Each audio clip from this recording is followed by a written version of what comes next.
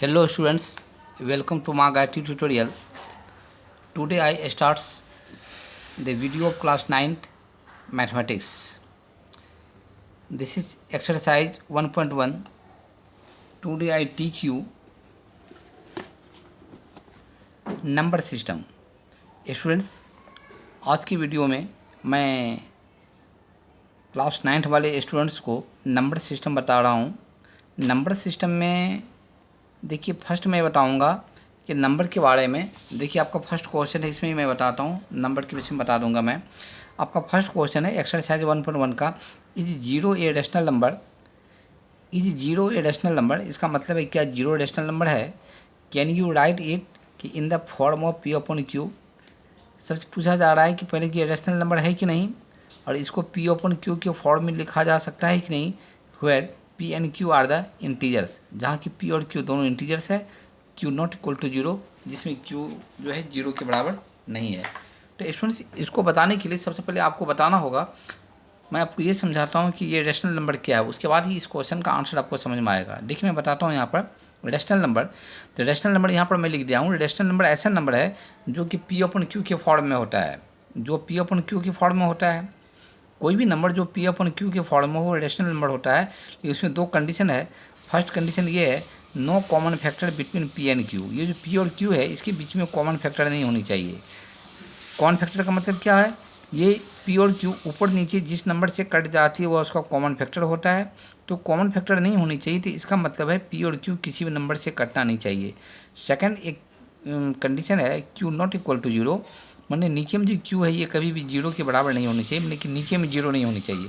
चलिए इसका एग्जांपल मैं देता हूँ. मैंने बताया नंबर पी अपॉन क्यू के फॉर्म में होनी चाहिए. नहीं तो जैसे मैंने लिखा, देखिए एग्जांपल 1/2. तो ये पी अपॉन क्यू के फॉर्म में ऊपर वाला पी है, ये क्यू है. इसके बाद मैंने लिखा 2/3, ये भी पी अपॉन क्यू के फॉर्म में, तो ये रेशनल नंबर है. लेकिन स्टूडेंट्स मैंने जैसे लिखा कि 4/6, ये भी पी अपॉन क्यू के फॉर्म में तो है, लेकिन ये ऊपर नीचे 2 से कट जाती है. देखिए 2 2 जा 4, 2 3 जा 6, ये कट के क्या आ गया 2/3 आ गया. नहीं, क्योंकि ये ऊपर नीचे 4/6 जो है ऊपर नीचे 2 से कट जाती है ना, तो इसका मतलब है कॉमन फैक्टर क्या है 2 है. और आपको यहाँ पर लिखा हुआ है condition, no common factor between P and Q. P और क्यू के बीच में कॉमन फैक्टर नहीं होनी चाहिए. तो 4/6 में पी अपॉन क्यू के बीच में कॉमन फैक्टर है, इसलिए 4/6 आपका रेशनल नंबर नहीं है. ये कट के जो आता है 2/3, ये रेशनल नंबर होगा. तो क्लियर है आपका. तो no common factor between P upon Q का मतलब है पी और क्यू किसी भी नंबर से कटनी नहीं चाहिए. और सेकंड है Q not equal to zero, नीचे में कभी भी जीरो नहीं होनी चाहिए. तो स्टूडेंट्स, आप रेशनल नंबर समझ गए हैं. अब क्वेश्चन है आपका जीरो रेशनल नंबर है कि नहीं. तो इसका आंसर होगा यस. क्या होगा आंसर? यस. यस होगा आंसर. अब क्यों? अच्छा, इसके बाद पूछा जा रहा है रेशनल नंबर है कि नहीं, इसका आंसर हो गया यस. फिर कुछ क्वेश्चन है आपका, can you write it in the P upon Q where P and Q are the integers. क्या आप इसको जीरो को पी अपॉन क्यू के फॉर्म में लिख सकते हैं कि नहीं. स्टूडेंट्स, आप याद रखिए, कोई भी नंबर है जिसके नीचे कुछ नहीं लिखा हुआ है तो आप 1 लगा सकते हैं. तो जैसे आपने 1 लगाया तो ये किस फॉर्म में आ गया, पी अपॉन क्यू के फॉर्म में आ गया. तो जब पी अपॉन क्यू के फॉर्म में आ गया तो इसका मतलब जीरो को पी अपॉन क्यू के फॉर्म में लिखा जा सकता है. फिर पी और क्यू आर द इंटीजर. यहाँ पर पी और क्यू दोनों इंटीजर है. ये जीरो भी इंटीजर है, 1 भी इंटीजर है. और Q not equal to zero, तो स्टूडेंट क्यू का मतलब नीचे में जीरो नहीं होनी चाहिए. तो नीचे में जीरो नहीं है, ऊपर में जीरो है. ऊपर में तो जीरो हो सकता है. तो इसका मतलब है जीरो जो है रेशनल नंबर है, और इसको आप पी अपॉन क्यू के फॉर्म में लिख सकते हैं. ये आपका क्लियर हो गया. चलिए सेकंड क्वेश्चन मैं बता रहा हूँ आपको. इसी एक्सरसाइज का क्वेश्चन नंबर है, क्वेश्चन नंबर 2 है, find the 6 rational number between the 3 और 4. 3 और 4 के बीच में 6 रेशनल नंबर निकालना है. देखिए इसके लिए क्या करेंगे, ये जो आपका 3 है इसके नीचे में कुछ नहीं है, तो इसको लिखिए 3/1, और उसके बाद फिर आपका क्या है 4/1 लिखेंगे. स्टूडेंट्स, इसके बीच में 6 रेशनल नंबर निकालना है. तो याद रखिए, जब भी रेशनल नंबर का सवाल होता है तो नीचे वाली संख्या जो है जिसको डिनोमिनेटर कहते हैं, इसको बराबर करना पड़ता है, और इस टाइप से बराबर करना है कि आपका 6 रेशनल नंबर निकल जाए. तो अब देखिए, तो हम ऐसा करते हैं, 6 निकालने के लिए इसको ऊपर नीचे 7 से मल्टीप्लाई कर देते हैं. जैसे 3/1 है, इसको मैंने नीचे में भी 7 से कर दिया, ऊपर में भी 7 से कर दिया. तो ऊपर में कर देंगे 3 को 7 से किया तो क्या आ जाएगा 21, और ये आपका नीचे में क्या है 7 1 जा 7 है. चूँकि इसके नीचे में मैंने 7 लाया, तो दूसरा जो नंबर है इसके नीचे में भी आपको 7 लाना होगा। तो 7 लाने के लिए क्या करेंगे, फिर इसके नीचे में 1 है, तो 7 लाने के लिए इसको 7 से मल्टीप्लाई करनी होगी। क्योंकि नीचे में मैंने किया, ऊपर भी मल्टीप्लाई करना होगा। अब 4 को 7 से किया तो ऊपर में क्या आ गया 28, नीचे में 1 को 7 से किया 7 आ गया। स्टूडेंट देखिए, अब जो है ये 3/1 जो है ये आपका 21/7 के बराबर हो गया, और 4/1 जो है इसको मैंने ले आया 28/7 के फॉर्म में। अब देखिए इस दोनों के नीचे में 7 है जो कि सेम है, इसलिए क्या करेंगे, ऊपर में जो संख्या है 21 और 28, इसके बीच में जितने भी नंबर है ये आप लिख दीजिए। इसके बीच में कौन सा नंबर है, जैसे 22 है, 23 है, 24 है, इसके बाद क्या है आपका 25 है, 26 है, 27 है, इसके बाद तो 28 है। कितने 6 हो गए, 1 2 3 4 5 6 हो गए 6। और इसके बाद क्या करना है, ये दोनों के नीचे में 7 है ना यहाँ पे, तो सब के नीचे में आपको 7 लिखना होगा। तो स्टूडेंट्स देखिए ये आपका आंसर हो गया, और इस 2 नंबर के बीच 6 रेशनल नंबर आपका यही होगा। तो आपने क्या देखा, नीचे वाले टर्म को बराबर करना पड़ता है, और इस प्रकार से बराबर करना पड़ता है जिससे 6 रेशनल नंबर आपका निकल जाए। अब चलिए नेक्स्ट क्वेश्चन की ओर चलते हैं।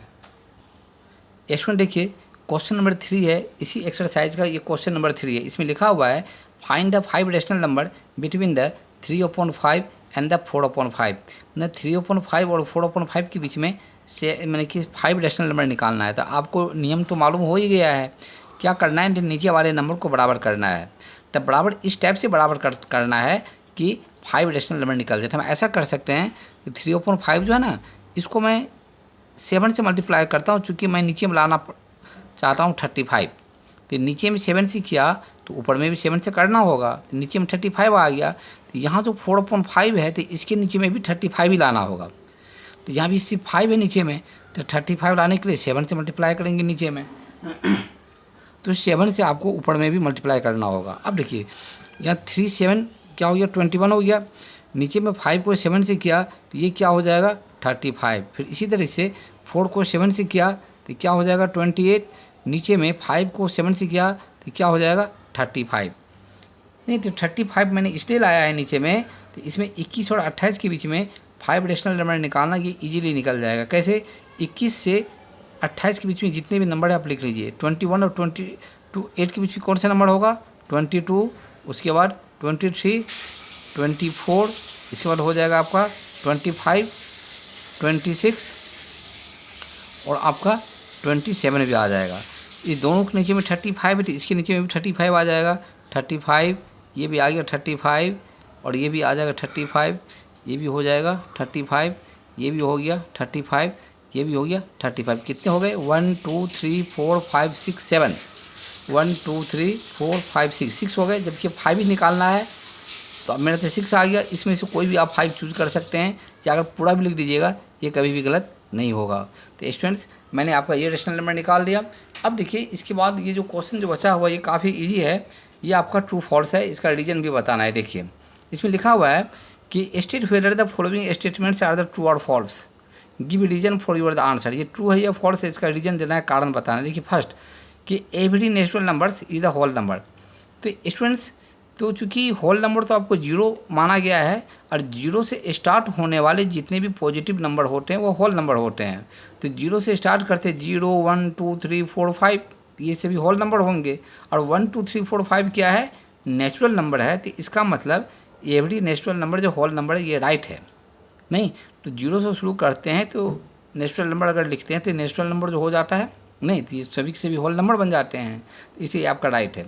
सेकेंड है every integer is a whole number.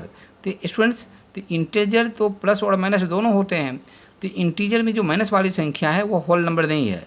तो होल नंबर जो है 0 से स्टार्ट करके नेचुरल नंबर पॉजिटिव लिखना पड़ता है, और इंटीजर में नेगेटिव नंबर भी आते हैं, तो इसका मतलब ये फॉल्स है। एग्जाम्पल देना है अगर, जैसे आप लिख दीजिए -2 -3 -4, ये क्या है नेगेटिव इंटीजर है, तो इसको होल नंबर हम नहीं कर सकते हैं, इसलिए आपका ये फॉल्स है।